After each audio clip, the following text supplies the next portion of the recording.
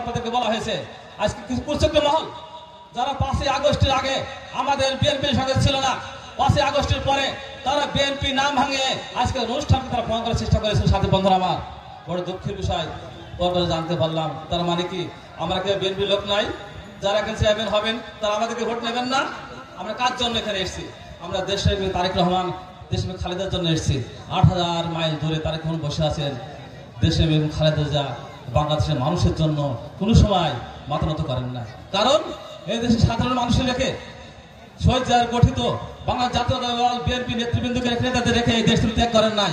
আজকে যদি বিগত সাহেবের কথা শুনতেন তাহলে আজকে তার জেল ঘাটা লাগতো না। সে ঠিক করে সুযোগ পায়। সাথী বন্ধুরা আমার, সেদিকে আপনার না থাকে নিজে চেয়ারম্যান হওয়ার জন্য, নিজে চেয়ারম্যান হবেন তার জন্য আজকে আমাদের এই খালেদা জিয়া নটলে শেখর নটলে সালাম আমরা আজকে আজকে কালকে থাকবো না। বিএনপি কিন্তু থাকবে, বিএনপি কিন্তু থাকবে, নেতার পরিবর্তন হবে।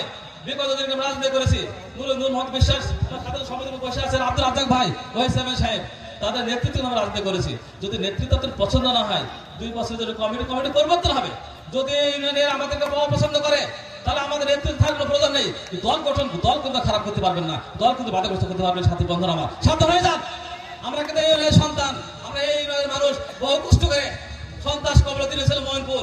এক এক সময় এক একটা নেতা এক একশো সন্ত্রাস বাহিনী এসে সেটারা কিন্তু আপনাদের ছিল। তার মধ্য দিয়ে কিন্তু আত্মরক্ষার জীবনে ভয় করেনি। গুটি গুটি পায়ে জনতা শরীফের নেতৃত্বে কোনো ভয় পেতে পারেন নাই।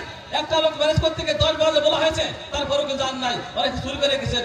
যারা আজকে শরীফ ভাইয়ের নেতৃত্বে দলটা ঐক্যবদ্ধ, আপনার কিসের নেতা হয়েছেন? আপনি দলের নাম করে পদ থাকবেন, আমি অমুক হব, চেয়ারম্যান হবেন, চেয়ারম্যান হয়েছেন, আবার দলে